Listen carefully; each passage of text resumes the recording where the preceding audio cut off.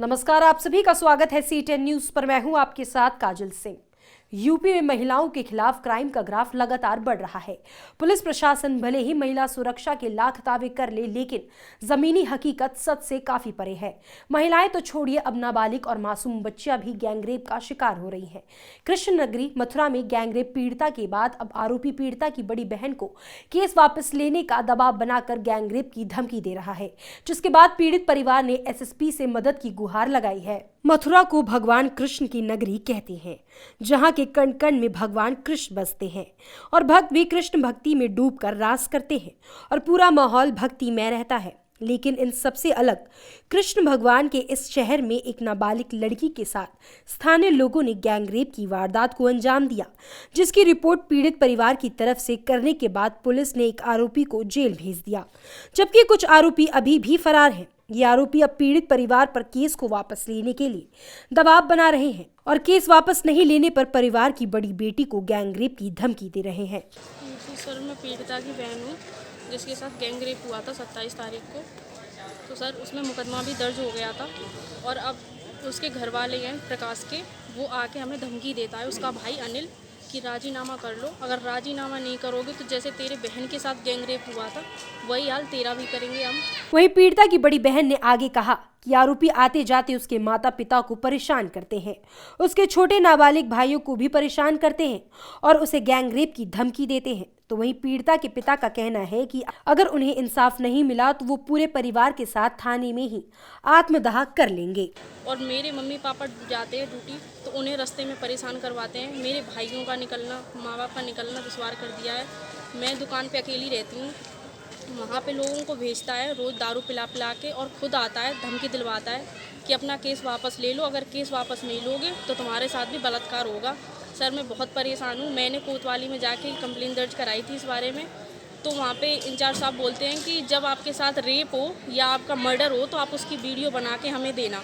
तो सर आप बताइए कि उस टाइम पे मैं अपना बचाव करूँगी कि वीडियो बनाती रहूँगी? मेरी कहीं सुनवाई नहीं हो रही है। आज मैं एसएसपी साहब के पास आई हूँ, उनसे मैंने अपनी बातें जो बताई है, अब यहाँ से देखती हूँ कि क्या होता है। अगर यहाँ मेरी सुनवाई नहीं हुई तो मैं मंत्री जी के पास जाने की पूरी कोशिश करूँगी कि उनसे भी मेरी खिलाफ हो और मेरे पक्ष में जो भी हो।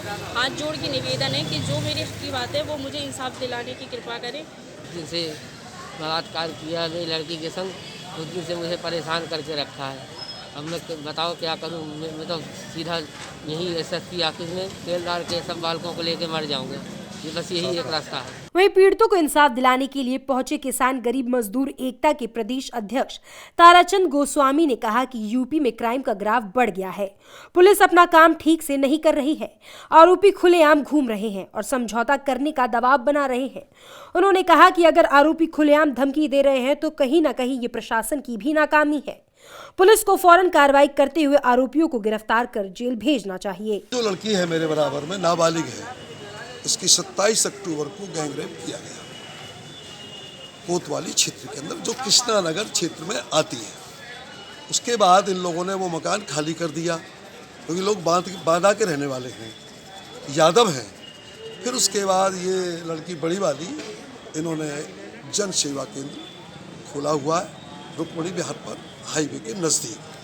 कल इनके पास उसका भाई पारिवारिक आता है, एक जेल में गया है, अभी उनकी गिरफ्तारी नहीं हुई है। तो इनसे ये खुल के कह रहा है कि जैसे तेरी लड़की के साथ हुआ है इसी प्रकार से भी तेरा जो है गैंगरेप किया जाएगा, क्योंकि तुम यहाँ के रहने वाले नहीं हो, बाहर के रहने वाले हो, इसलिए तुम हमारा कुछ नहीं बिगाड़ सकते, क्योंकि हमारी सबसे यहाँ पर सांठगांठ है।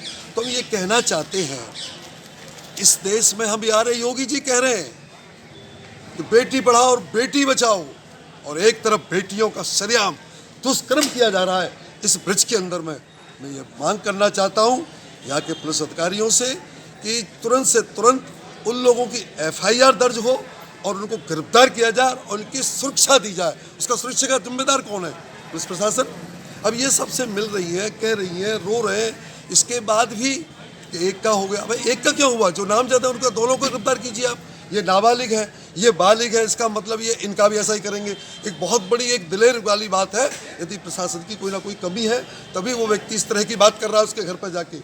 घर नहीं है बेचारी, आखिर कैसे अपना गुजारा करेगी। दरअसल मथुरा के कोतवाली इलाके कृष्णा नगर चौकी क्षेत्र में एक नाबालिग युवती के साथ 27 अक्टूबर को इलाके के कुछ युवकों ने गैंगरेप किया, जिसके बाद मामले में पीड़िता ने आरोपियों के खिलाफ थाने में एफआईआर दर्ज कराई और पुलिस ने एक आरोपी को गिरफ्तार कर जेल भी भेज दिया।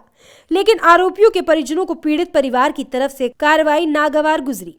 आरोपी के परिवार के दबंग लोग पीड़ित परिवार को जान से मारने की धमकी दे रहे हैं, साथ ही नाबालिग पीड़िता की बड़ी बहन को गैंगरेप की धमकी दे रहे हैं। ऐसे में अब सवाल उठता है कि अगर पुलिस ने उसी वक्त सारे आरोपियों को गिरफ्तार कर जेल भेज दिया होता, जो आरोपी अब खुलेआम घूम रहे हैं, क्या वो पीड़ित परिवार को ऐसे धमकी देते? देखना होगा कि पुलिस मामले में अब क्या कड़ी कार्रवाई करती है। Bureau report C10 news.